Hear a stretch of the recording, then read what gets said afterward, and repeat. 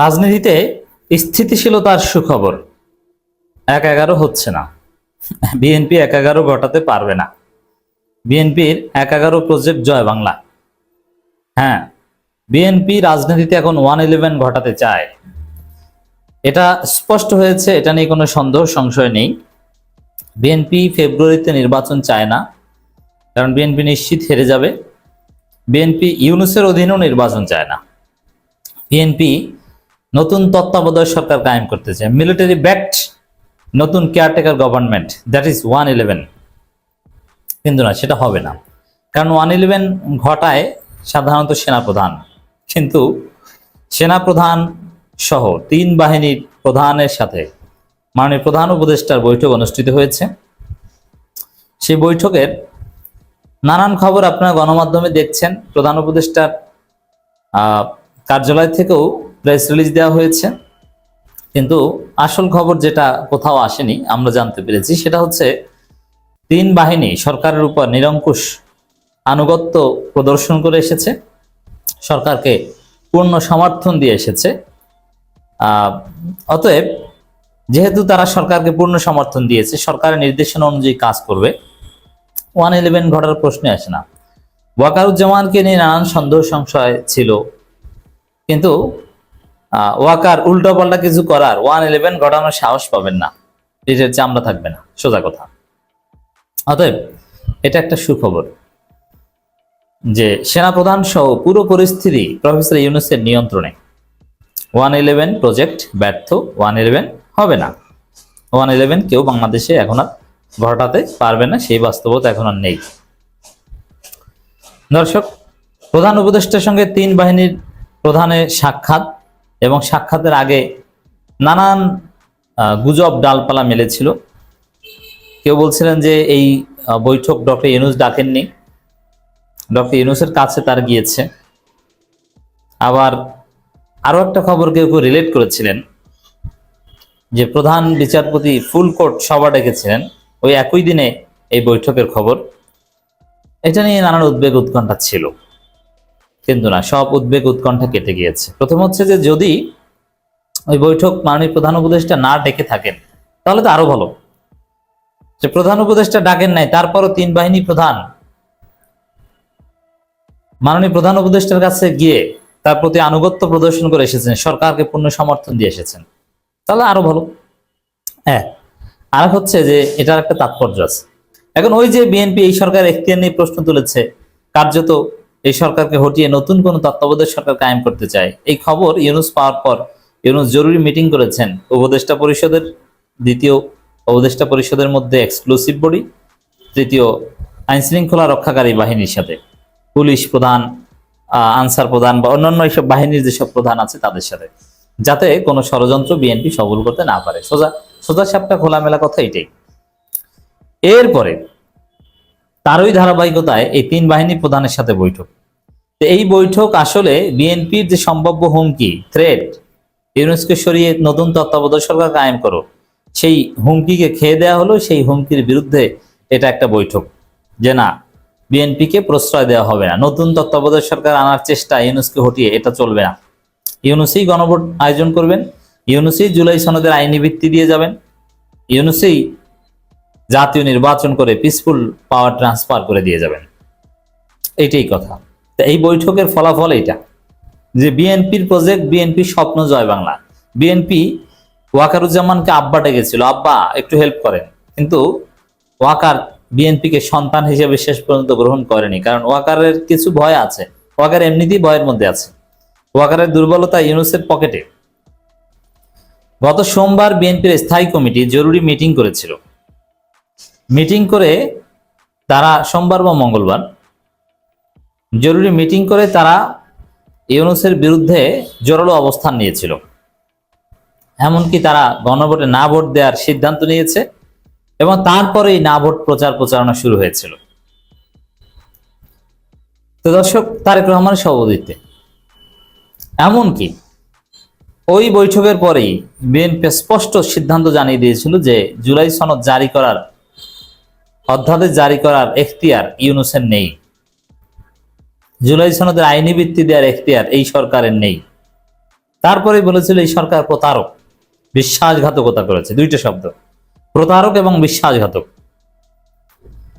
এখন প্রশ্ন হচ্ছে যে প্রতারক এবং বিশ্বাসঘাতক যাদেরকে বলবেন তাদের অধীনে নির্বাচন করা জায়েজ কিনা। ইউনূস সরকার প্রতারক, ইউনূস সরকার বিশ্বাসঘাতক, তাহলে তাদের অধীনে নির্বাচন চান কেন? সাহস থাকলে সরাসরি তাদের পতনের দাবিতে আন্দোলন করেন। এই সাহস নাই, কিন্তু তলে তলে ইউনূস সরকারের পতন চায়। এই জন্য সেই এনায়েত করিম ভুয়া সিআইএ এজেন্ট, মার্কিন গোয়েন্দা সংস্থার এজেন্ট ভুয়া, সেই মাসুদ করিমের সাথে বিএনপি নেতারা যোগসাজশে বিভিন্ন ষড়যন্ত্র করত। এটা আবার সরকার টের পেয়েছে, যার ফলে এহসানুল হক মিলনকে বিদেশ যেতে দেওয়া হয়নি এবং আরো বিএনপি নেতারা তালিকায় ব্ল্যাক লিস্টে আছে। এই হচ্ছে বিএনপি রাজনীতি। এবং দেখেন এই বৈঠকে ইউনূসের পাশে আছেন ডক্টর খলিল রহমান। এই খলিল রহমান একে ভারতের দালাল, আবার মূলত ভারতের আধিপত্যবাদের বিরুদ্ধে সোচ্চার। তো এই খলিল রহমানকে আমেরিকার দালাল বলতো বিএনপি, এবং এই খলিল রহমান নাকি মানবিক করিডোর দিচ্ছে, এই নাকি চট্টগ্রাম বন্দর বিদেশিদের দিয়ে দিচ্ছে, অমুক তমুক। এমনকি বিএনপি সংবাদ সম্মেলন করে 3 জনের পদত্যাগ চেয়েছিল, তাদের মধ্যে খলিল রহমান একজন। এই খলিল রহমানের প্রতি আওয়ামীপন্থী সেনা অফিসাররাও চরম ক্ষুব্ধ ছিল, কিন্তু না, সব পরিস্থিতি নিয়ন্ত্রণে। খলিল রহমান সহ সেনাপ্রধান সহ সবকিছু ডক্টর ইউনূসের নিয়ন্ত্রণে। ডক্টর ইউনূসের ডান হাত ডক্টর খলিল রহমান। এই 3 বাহিনী ডিল করেন প্রফেসর ইউনূস ডক্টর খলিল রহমানের মাধ্যমে।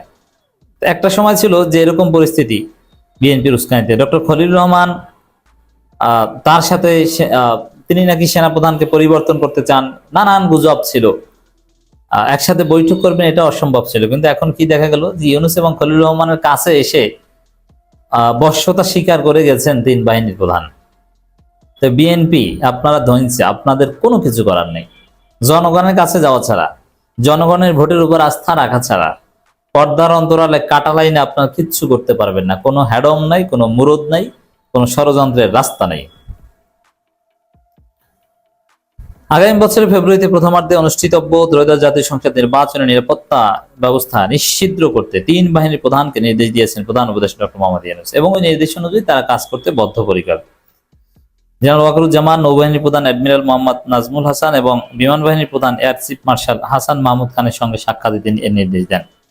প্রধান উপদেষ্টা সরাসরি বাসভবনে, সরকারি বাসভবন যমুনায় এই বৈঠক অনুষ্ঠিত হয়। প্রধান উপদেষ্টা প্রেস উইং এই তথ্য নিশ্চিত করেছে।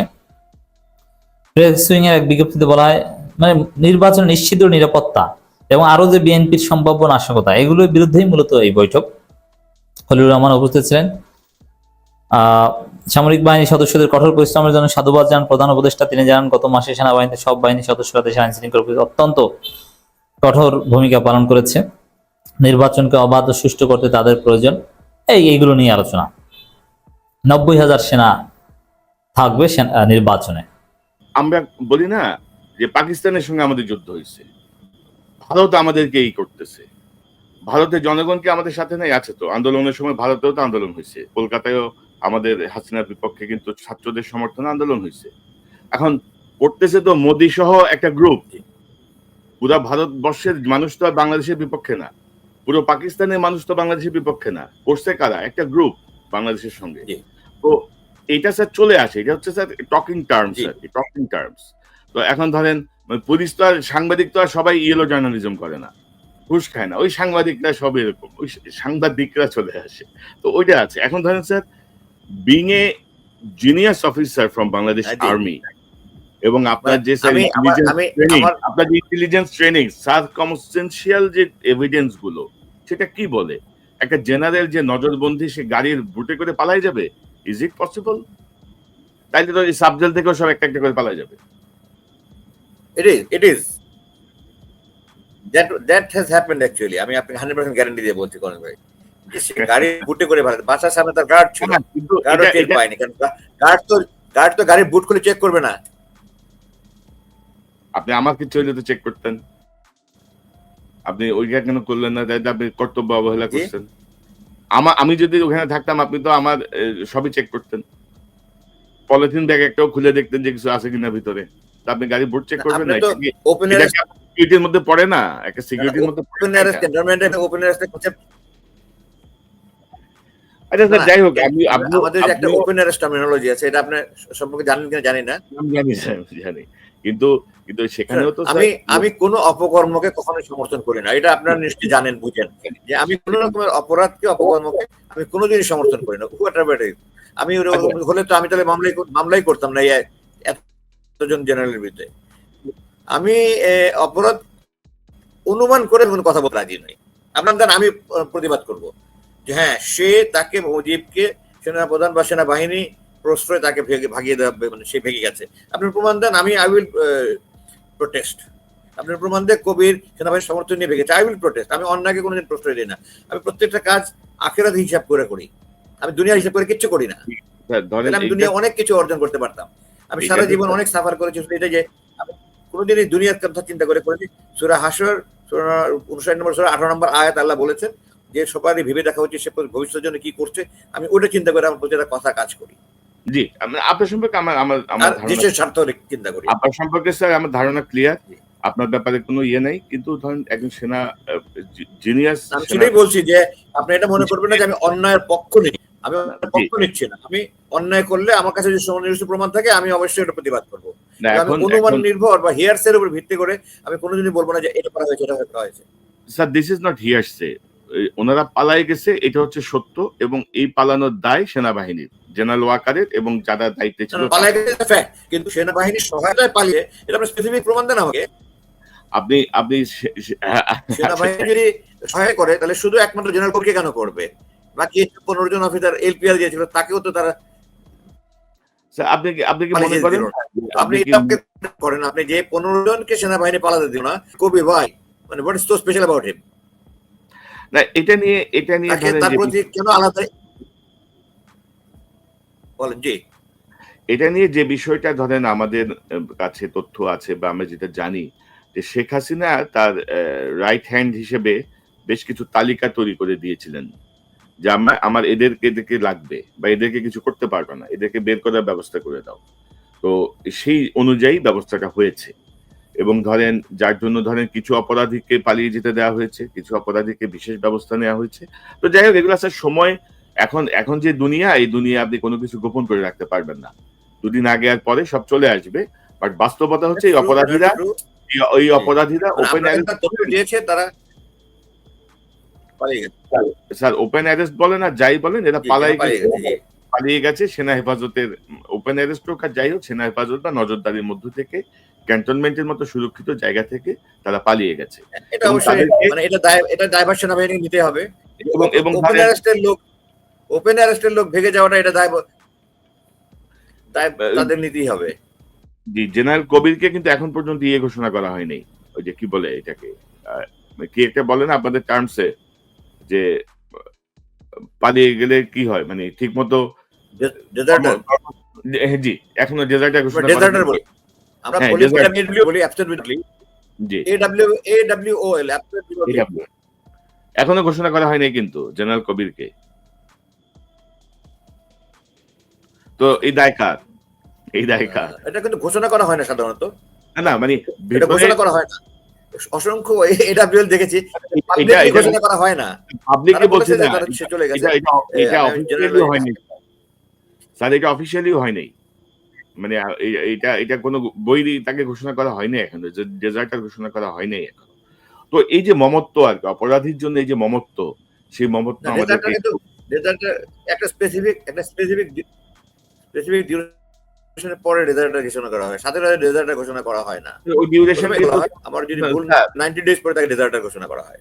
না বোধহয় না, এটা কি ঠিক স্যার? 90 ডেজ আমার তো মনে হয় 8 তারিখে না 9 তারিখে। আমি তো জানি আরো কম ডিউরেশন। 90 দিন না স্যার। এটা কি আপনি কি একটু চেক করবেন স্যার? আমার মনে হয় ডেজার্টারের জন্য 90 দিন বাদে 60 দিন হবে। আমি তো অনেক কিছু ভুলে গেছি 8 বছরে। না, এটা আরো ভেঙে গেলে সাথে সাথে আমরা বলি AWL, সাথে সাথে ডেজার্টার বলে। জি। তো আচ্ছা স্যার, যাই হোক, যেগুলো হচ্ছে আপনিও দেখতেছেন, আমিও করতে হবে এটা। আমার মনে হয় যে এটা খুব আরো শর্ট টাইম, এটা 24 ঘন্টা বা 72 ঘন্টা এরকম একটা সময়। তো আমরা অনুষ্ঠানের না, আমি অসংখ্য অফিসার সৈনিক এরকম AWL। জি। তো স্যার, এই যে ধরেন আপনি একজন বঞ্চিত অফিসার, আপনাকে আমরা বঞ্চিত অফিসারের ক্যাটাগরিতে ফেলতেই পারি। আপনাকে বরখাস্তটা উজ্জ্বল করা হয়েছে, আপনার বরখাস্ত উজ্জ্বল করে আপনাকে অবসরে দেওয়া হয়েছে। কিন্তু আমরা আশা করেছিলাম যে আপনি অন্তত একটা র্যাঙ্ক আপ হবেন, আপনার প্রতি যে বঞ্চনা তার অন্তত একটা রেমেডি আপনি পাবেন। এবং যতটুকু জানি যে জেনারেল ওয়াকার আপনাকে এই জাতীয় আশ্বাসও দিয়েছিলেন। আমরা কথা লাভ অন্ততটা মানে আপনি অন্তত এটা একটা মানে আপনার র্যাঙ্কটা বাড়বে বা র্যাঙ্ক আপ হওয়ার কথা ছিল। আপনাকে জাস্ট এটা কিছুই না, আপনার জীবন থেকে যা হারিয়ে গেছে সেই জায়গাটায়, কিন্তু এক ধরনের সম্মান দেয়া, এক ধরনের প্রতিবিধান বলা চলে। তো সেই জায়গাটা কেন হলো না? জেনারেল ওয়াকারের সঙ্গে আপনার যে সম্পর্ক ছিল, সেই সম্পর্কে কি কোনো দূরত্ব তৈরি হয়েছে?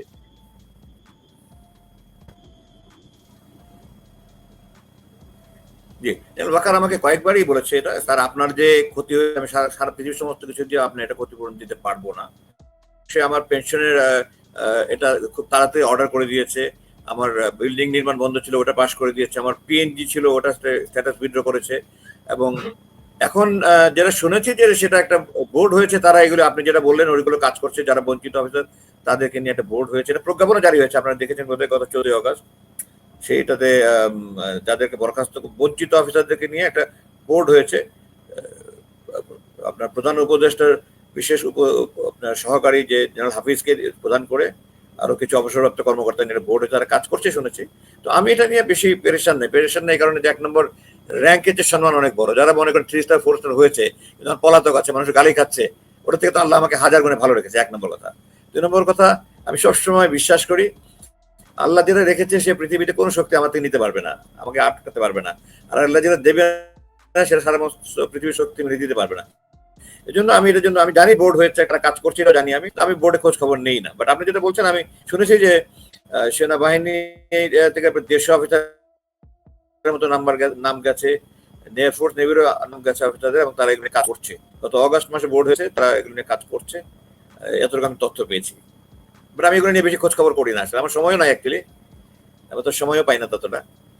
সময় থাকলেও আমি কোনোদিনই খোঁজ নিতে যাবো না এগুলো এনিওয়ে।